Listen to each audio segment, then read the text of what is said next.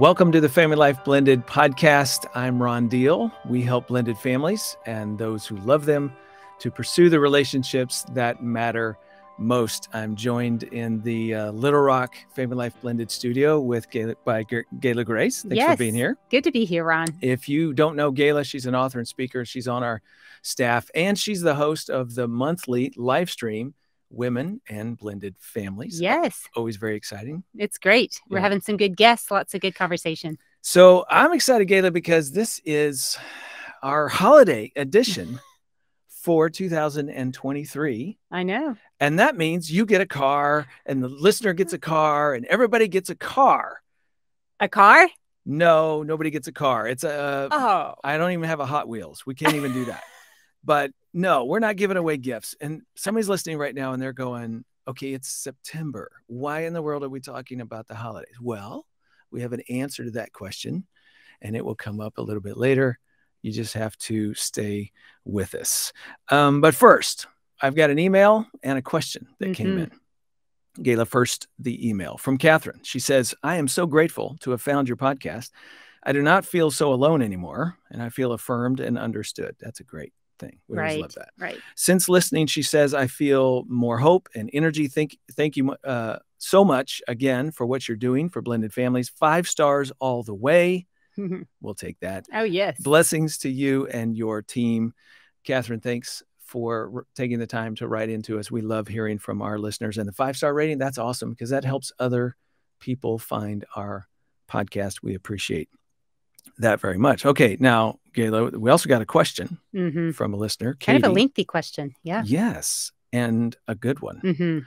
She says, I could use some advice. I've been remarried for 2.5 years. I was a widow with 3 boys and married a divorced man with 2 boys. That's 5 boys. Yeah, that's a lot of boys. That's a lot of testosterone right there. Just recently, she says, I displayed a few pictures of my new husband and I, as well as the new blended family. My 12-year-old asked me to take them down. When I asked him why, he fought back tears, she says, and he said it hurts too much. She asked, should I put them away? I want to be sensitive to my son and allow time for his emotions, but I also want to honor my husband.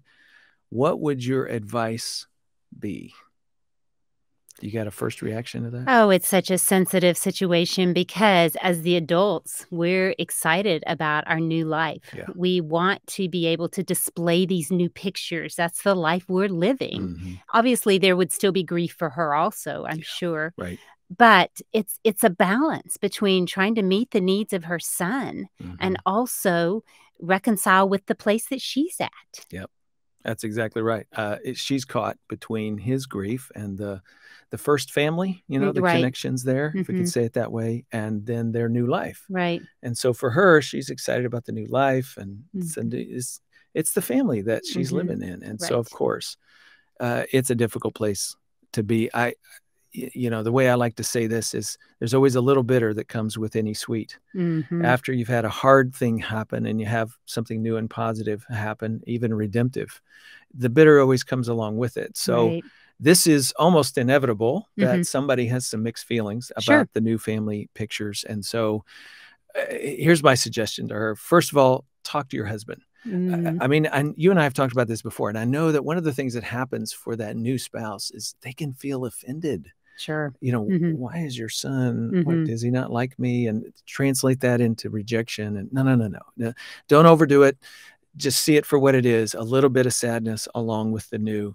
So talk to your husband, reassure him it's okay, and then have a conversation around the importance of being sensitive to this boy's feelings. Right. Not that we're going to cater in every way, but we might make some accommodations. Sure. And her husband shouldn't take that as her not supporting him or anything like that. Right. It's not about him. Yes. It's about what's going on with this young son. Right. And it's very natural that he is experiencing these feelings. Yeah. So again, check in with your husband first, get that settled. Now go and talk to your son and explore this. Right. See this as a window into his grief and ask him about it. Right. And that's the other thing I was thinking too, a window into his grief, because be intentional in how you can continue to have conversations with him about his grief. So if it is his biological dad's birthday, or, just a great time to bring it up. Hey, I'm thinking about your dad today. I bet you are too. Yeah. So just find times, because he needs to talk about that grief. He needs to talk about his feelings. Yep. Curious and compassionate. If she can get curious about what he's feeling, right? Ask questions, listen, not fix, not try to explain.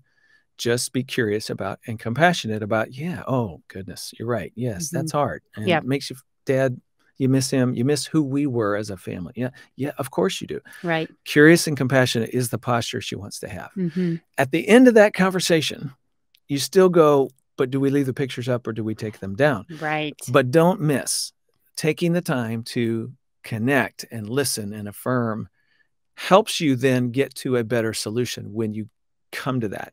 If you skip over the curious and compassionate part and you just go, sorry, we're leaving the pictures up or whatever. Right. Now the child feels dismissed. Exactly. And you've just made it harder for them to trust you and to be more open with their feelings. Right. In To the future. express their feelings in the future. Yeah. So I think too, then you want to come to a compromise about the pictures. Yes. So maybe for the son, he can have whatever pictures he wants in his bedroom. I mean, that makes sense. But then maybe there's other places that the new family, you are going to put up some pictures of the new family too. And, in my heart, I would love for Mom to accommodate her son in some small way. Of course. Maybe there's a picture up someplace and she's going to offer to say, you know what, let me take that one down. Would that make you feel better? But in this space, we're leaving it up. Right. Your bedroom, maybe the hallway, or something where there's a little bit of a compromise. By the way, compromise means both people are disappointed on some level. So it's never the perfect right. solution. It's not. Right. But the point is you're trying to show concern and that you hear what he's feeling, and you're going to give him more time and space. Yeah, that's the other thing. They're just 2.5 years in. Yes. So this is new. And so he's still grappling with a new stepdad, a relationship that probably isn't bonded well yet. And all of those things are influencing his feelings, even about the pictures. And that has to be considered also. It could change over time. Good. So Katie, thank you so much for that question. Whether you knew it or not, you were giving us a great lead into our conversation. Here we are talking about the holidays today. Right. And, we have already started talking about the holidays with this question about pictures, because the emotional journey that this child is going through about new family photos is the exact same thing people go through when it comes to Christmas and holidays and traditions.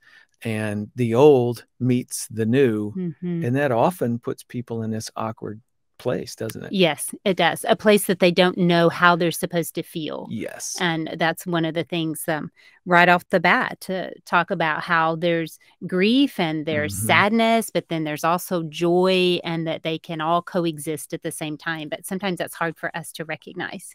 It is. And especially for those of us in the Christian world, I think we just want joy to overwhelm sadness.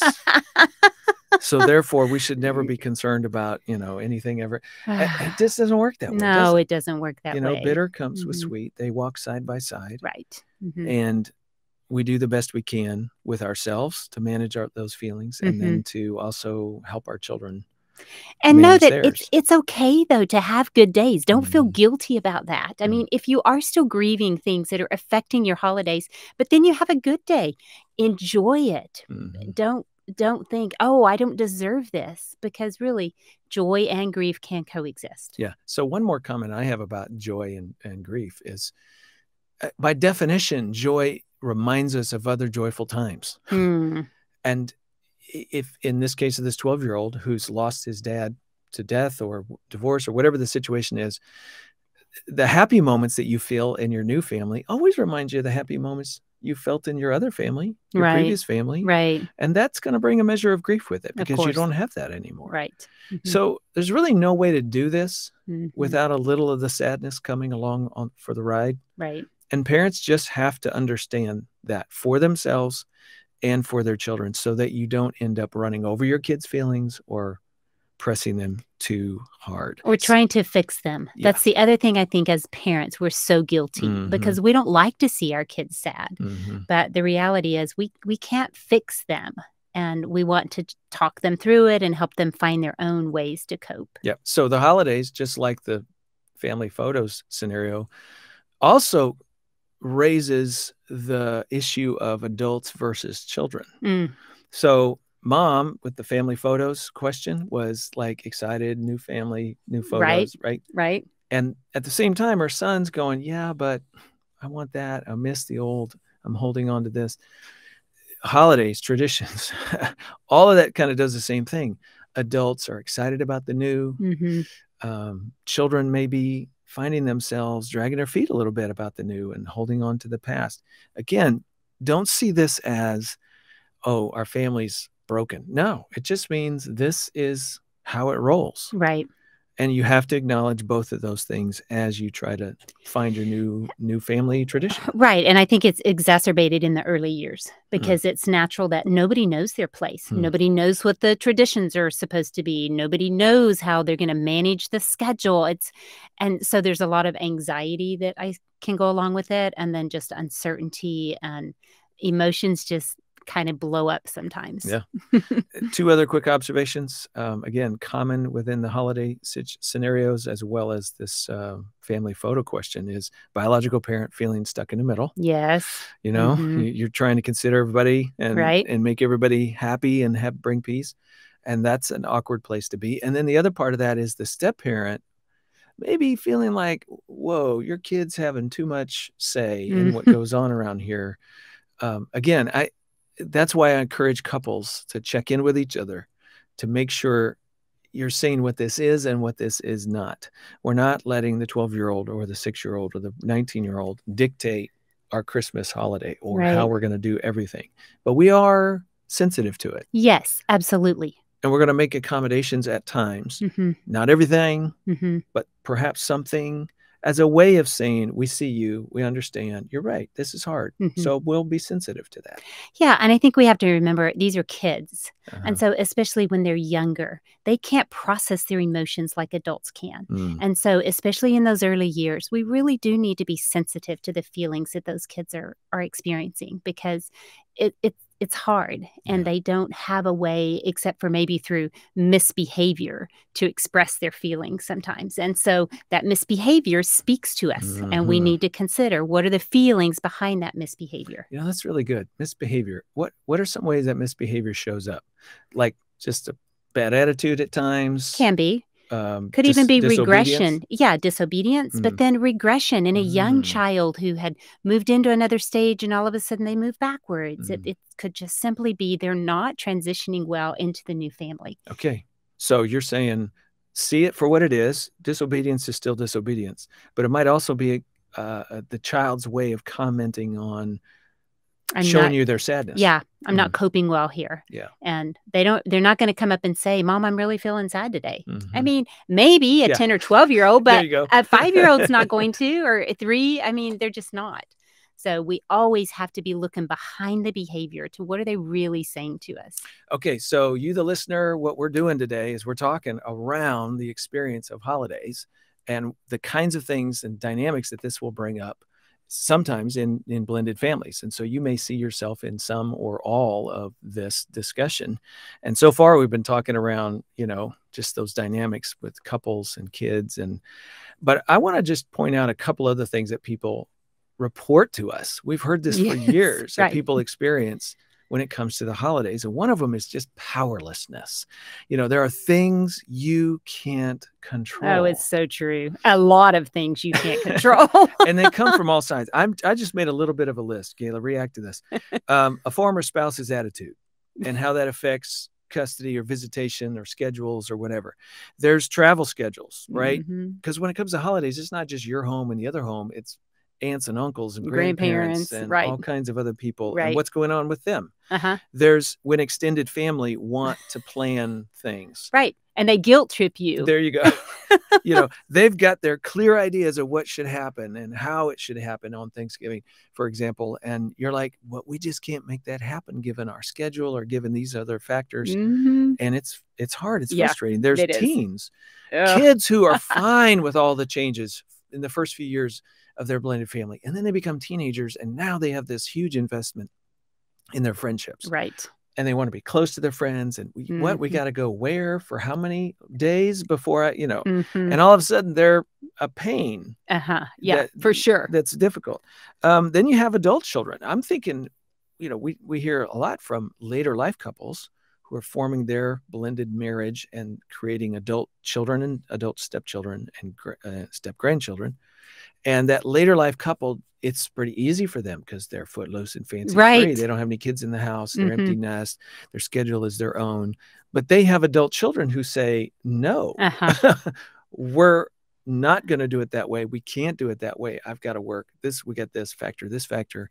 And by the way, we used to celebrate Christmas this way for the last 30 years of my life, and now you want to change it?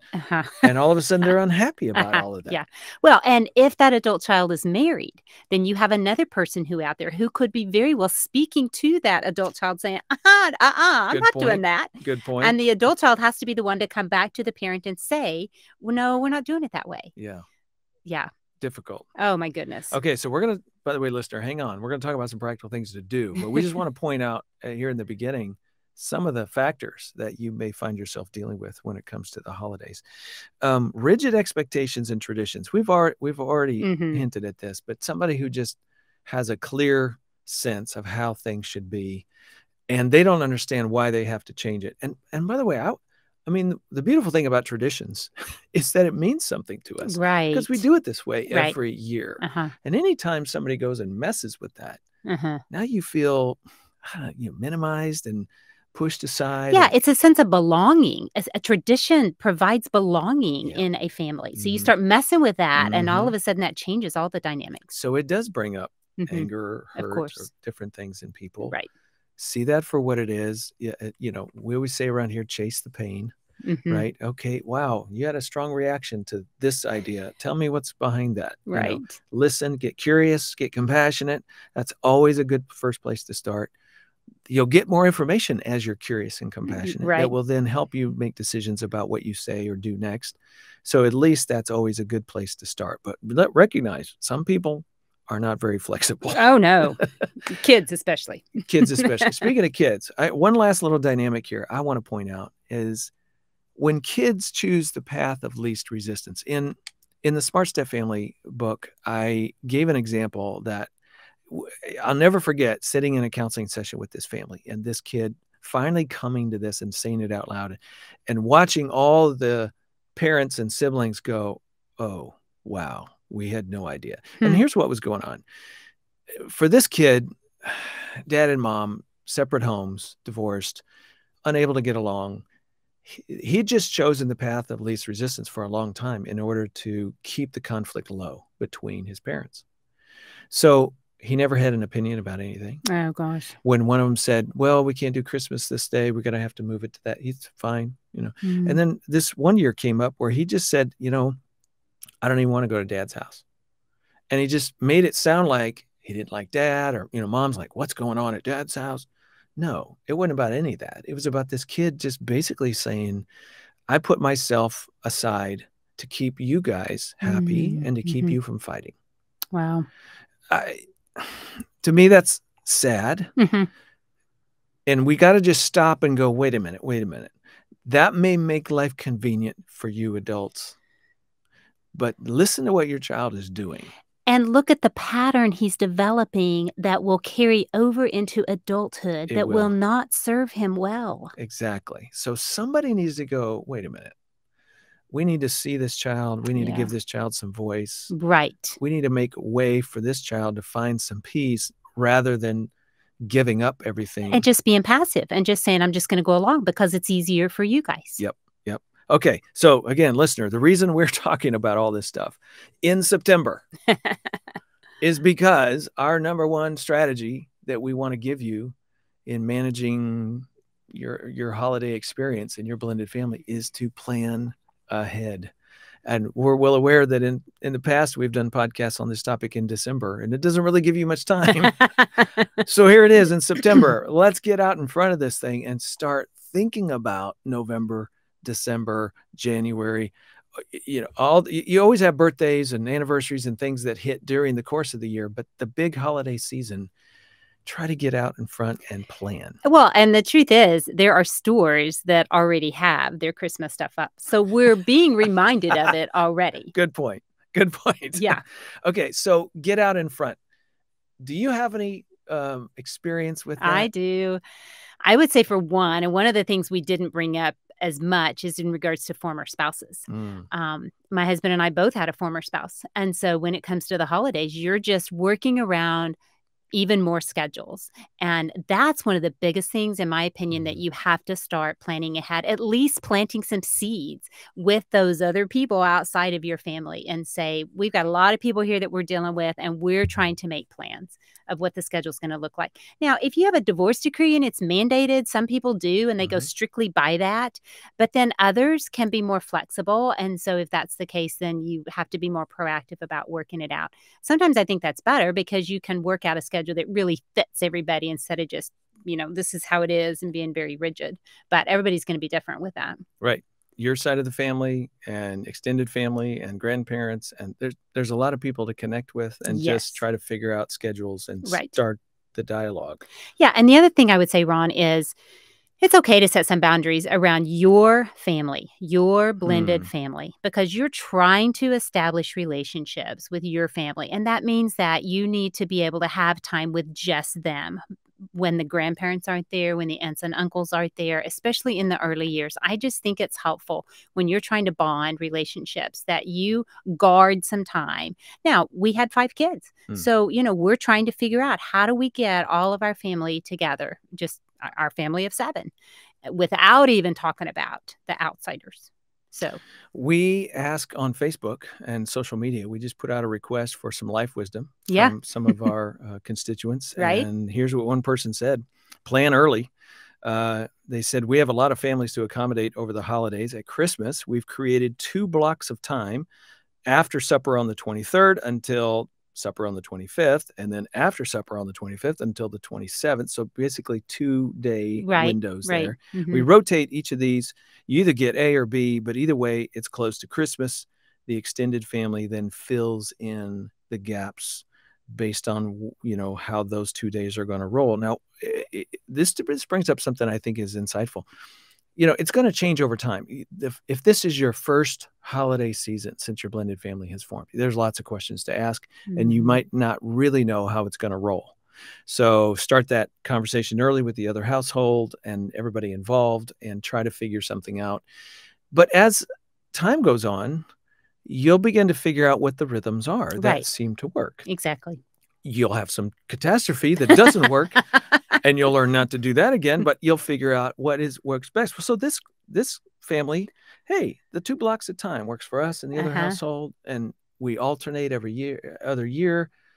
That's creative. And everybody gets them on Christmas. It may be a very short period of time for one of those blocks, but everybody has a little bit of time with kids on Christmas Day. I love it. We had another comment that came in. One of the things we did in the beginning was to have a rotating schedule. If my ex had Thanksgiving, then I had Christmas, and the next year we rotated. That worked for a few years. Then we began to celebrate holidays on weekends that they were scheduled to be with us. In other words, whenever the kids were naturally coming for visitation. They went ahead and celebrated. So it might be a week after or before the given holiday. We found ways to make it memorable even in the chaos. Now, there's a nice landing attitude. We found ways to make it memorable. That spirit of make the schedule work. Right. We've said that on so many episodes of this podcast talking about co-parenting. Your attitude about this makes all the difference. If you're walking around grumpy and upset about the schedule, it makes kids grumpy and upset, and that for sure ripples into the other. Right. So it may not be what you want, but you find some way of making it work, and you do the best you can with what you have. Right. And then, we had another comment from a Facebook listener who said that for them, if they couldn't make it work how they wanted, then they found other ways to celebrate in other times of the year. So, for instance, if they loved to make homemade cookies and decorate with their kids and it didn't work because they didn't get the time they wanted to gather during Christmas, they did it during Valentine's. I mean, that's another perfect time to have fun with your kids in the kitchen, make cookies. So there's so many different ways when we say be flexible, there's so many different ways that applies. You just led into our next major suggestion. So the first one is plan ahead, get out in front, and then be flexible. So this is the balance. Yes. Because we all know, since there's things you can't control and you're planning well in advance, but then as you get closer to the actual holiday event, emotions rise and all of a sudden attitudes shift. You got to be willing to flex as well. Somebody wrote in and said, keep expectations low. Oh, yes. Yeah. You know, that's a given. Oh, it's yes. Because if you're set yourself up to be disappointed if you're like, we've got this all figured out. Right. You know, everything's going to go as planned. And it might. But it might, but for 1 year. And I do think that's the other thing. Every year is different. So just because you have a hard year, don't think, oh, we're doomed. We're never going to get this right. That's really not true. Again, somebody wrote in, flexibility is key. They said, remember that the kids have a lot of adults that love them and want to be with them. Right.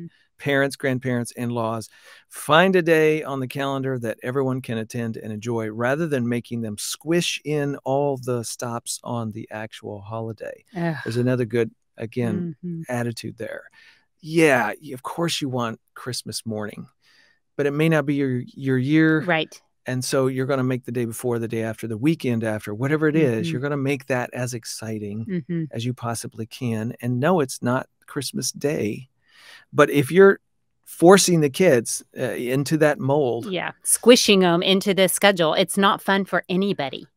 You squish kids, that's for your need. Exactly. I think. No, I agree. Right?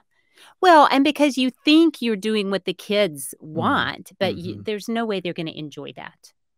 Another example, we had one couple who gave up Christmas Day with the kids because the other home had some scheduling complications that particular year that they couldn't control. And so they were very kind in saying, we'll make a sacrifice. And I realize that makes a comment on your co-parent relationship in general. You know, if you're willing to work with one another, then you'll make those sort of spur of the moment accommodations. If nobody's cooperating, then those things get more difficult to do. But yeah, what a wonderful thing for them to do. And the kids see that. That's we're modeling something that could speak volumes to those kids. Yep. Another suggestion that we have is just thinking about traditions for a bit. You know, we started by talking about how grief and joy can be side by side. So I think when it comes to managing traditions, try to keep some of the old. Try to bring those forward.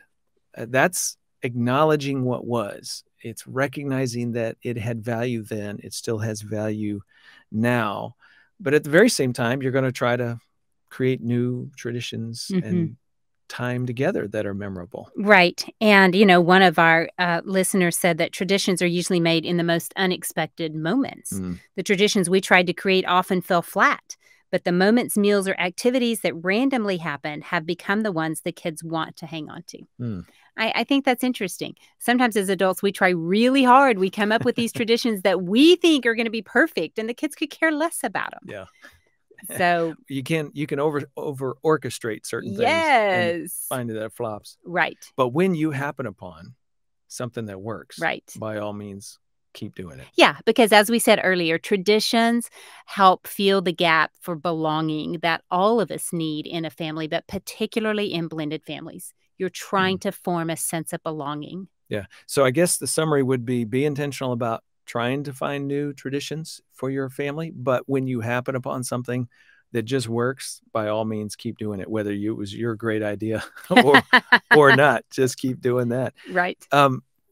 One thing we haven't talked about is if the kids are at the other home and maybe the schedule's not what you wish it would have been, you happen to find some time with people in your home. Maybe it's just your spouse. Maybe all the kids are gone. Right. Or maybe it's your kids are there or their kids are with you. Hey, let that be something good too. Right. Invest in those people. If it's just you and your spouse for a day or two or a weekend, make the most of that. Capitalize on it. Yeah. Absolutely. And I think sometimes people feel guilty. If their kids are away, I'm here with my stepchildren. Like, we can't really do anything super cool because my kids are missing out on that. That's an understandable feeling. It is. But you know what? The truth is, the more that we learn to flex and accept the situation as it is and make the best of it, in the long run, the better off we are. Because these kids grow up and leave home. And they begin to establish their own routines. And likely they're not going to be with us every Christmas, especially when they start having families of their own. And so when we can learn to be flexible at this stage of life, it's easier when our kids become adults. Last suggestion, just about kids I can think of here is give them a blessing when they leave your household to go to the other home. You know, no drama. That's right. No drama. Your permission to like, love, get along with, have a good time while they're in the other home. That always deals with the loyalty issue that children are sort of feeling internally. And if you can say, look, you don't owe me anything. That's essentially what you're doing when you say, have a good time. Right. At your mom's house this weekend. Right. I can't wait to hear about it. Yeah, you're giving them permission. It's huge. To have relationships over in that other home. They need that. And in the same way, give yourself permission to connect with these new expanded step family members that are now part of your life. Somebody listening right now is an adult stepchild, and mom or dad got married a little bit later in life. And you now have step cousins, you know, and people are showing up and you don't even know who they are. Give yourself permission to be open to creating new relationship with them and at least take an interest in who they are. You may have something inside you that says, this should not be. I wish this would have never happened. Okay, got it. But it did. And so at least push yourself into that realm of maybe. Maybe there's something here. Right. And you never know who you might find that you connect with that is a new family member for you. But you'll never know until you're curious and you do begin to at least reach out and try to form relationships. Gayla, we've got a few ideas about gift giving, just maybe some tips that we've acquired over the years. One of them is encourage step relationships to give authentic gifts. Like if you're in the store and you're coaching your child to give their step sibling an ooey gooey gushy sort of card or gift or if that's not them, that's just trying to force love and not a good idea. Yeah. And you know what we did, Ron, with our 5 kids as they got a little older is we just drew names among the kids so that everybody wasn't buying for all the other kids. But that way it gave them a different chance every year to get a gift for a different child. Maybe it was their biological sibling. Maybe it was their step sibling. So it just kind of evens the field a little bit. That's good. Sometimes kids can have a different wish list that they give to Santa at dad's house and to Santa at mom's house. Right. So that they're not necessarily getting duplicate gifts. You know, some co-parents can actually have a conversation about what kind of gift they're giving to the child so they coordinate, but some co-parents can't do that. Yeah. So that's another way around it to just have a different list. Yeah. And then also with grandparents, I think that's a big thing. And sometimes we have to help educate grandparents that they've got to be fair in regards to their biological grandkids and their step grandkids, because the kids are going to see what's going on and it can really create some hurt feelings. That's huge. Yeah.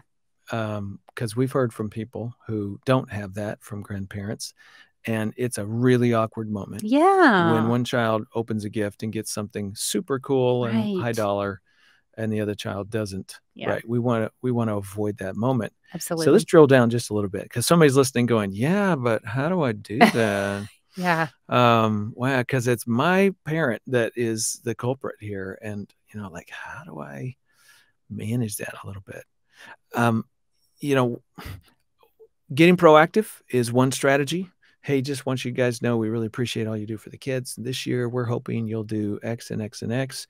And we're hoping for, you know, around $50 gifts for each child. And you're giving that message of equity. But after a couple of years and there's a lack of willingness to fit that mold, then I think you just got to be direct. Yeah, you do. And blood talks to blood. Right. So I got to talk to my parent, and you got to talk to your parent if that's the case. And you got to find your courage and your strength to just gently but directly say, we've had some difficulties as a result of some of the gifts you've given. And my guess is you have no idea how that impacts the kids. Right. Here's what I need you to do. Yeah. And I think that's part of it, Ron. If you explain this is how it's impacting the kids, and we're having a really hard time helping them feel okay with what's happened, maybe that would give a little more motivation. One last thought is don't compete when it comes to gift giving. Oh, my goodness. And it's not just gift giving, Ron. Don't compete when it comes to buying the biggest Christmas tree or making sure your house is so absolutely well decorated that you're competing with the other home. There's so many ways that you can compete with the other home. Don't do it. Yeah. When you do a little gut check and you just know. Yeah. You're doing this thing or buying that thing or making these cookies just because you really want. Are trying to impress or Yep. Trying to win loyalty with the kids or whatever it is, or send a message to the other household. My goodness, that's not helpful. No, it's not. It just continues the war. Yeah. Well, I even wrote down in my notes the Serenity Prayer. I love the Serenity Prayer. I had it plastered all over our house for years. Yeah, it really is good. For those of you that, by the way, the prayer is really long, but AA has just made the first part of it really famous. God, grant me the serenity to accept the things I cannot change. Wow. Right. Just pause right there. The serenity to accept the things I cannot change. There are so many things in a mama or daddy's heart that you want to orchestrate for your kids, and life will not let you get it done the way you want to get it done. Circumstances, all these dynamics we've been talking about, people's attitudes, whatever it is, you just can't do it. Right. Lord, let me be okay with this thing not happening. And then he goes on, he says, but the courage to change the things I can and the wisdom to know the difference. It does take courage to talk to your parent about equitable gifts at Christmas. Right. Or talk to your former spouse about a situation that is difficult. It does take courage. And sometimes we're not sure whether to step in or step out. And that's where we're praying for wisdom there. Right. To know the difference. Right. Absolutely. Gayla, thanks for being with me. Yeah, it's been great. Good conversation. We pray it blesses others. So if you want to learn more about any of these suggestions, we've got articles at FamilyLife.com that we'd love for you to check out that relate to the holidays. Just look in the show notes and you can find some more information. If you want to leave us a question or a comment or make a suggestion for a future episode of Family Life Blended, we'd be happy to hear from you. And just a quick reminder, we are a tax-deductible donor-supported ministry. Family Life Blended is a part of Family Life, donor-supported ministry, and this podcast is donor-supported as well. So any gift you make, just as a way of saying thank you, really goes a long way to helping us continue this ministry. If you're looking for my speaking calendar, we've had some people reach out about that. You're going to go to smartstepfamilies.com. In the next few months, I'm going to be doing events in Alabama, Texas, and Ohio, and some virtual professional training for therapists. So if you're interested in any of that, go to smartstepfamilies.com. Well, next time, I'm going to be talking with Chris and Yodette Brooks about all things blended, plus adoption and multicultural dynamics going on in blended families. That's next time on Family Life Blended. I hope you'll join me. I'm Ron Deal. Thanks for listening. Family Life Blended is part of the Family Life Podcast Network, helping you pursue the relationships that matter most.